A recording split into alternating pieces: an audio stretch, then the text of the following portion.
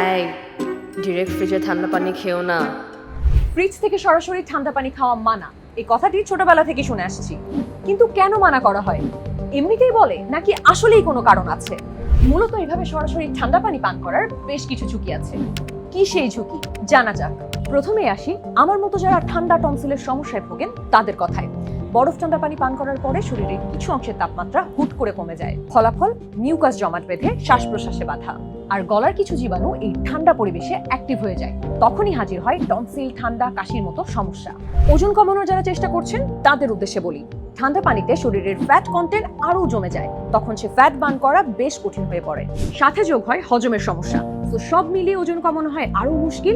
শরীর ঠান্ডা হওয়ার বদলে বরং গরমই লাগে বেশি। আর দাঁত শিরশির করা, মাসল টেনশন, পুষ্টি শোষণে বাধা, এরকম নানা ঝামেলা তো আছেই। হুট করে ঠান্ডা পানি খেলে অনেক সময় হার্টবিটেও প্রভাব ফেলে, যা হৃদরোগীদের জন্য ঝুঁকির কারণ হতে পারে। এই রিস্ক নিয়ে ঠান্ডা পানি খাওয়া তো ঠিক হবে না, তাই না? সুতরাং ফ্রিজের ঠান্ডা পানি পান করার আগে এইসব বিষয় খেয়াল রাখা খুবই জরুরি। আর যদি খেতেই হয় তাহলে ঠান্ডা পানির সঙ্গে সমপরিমাণ বা এর বেশি স্বাভাবিক তাপমাত্রার পানি মিশিয়ে পান করুন।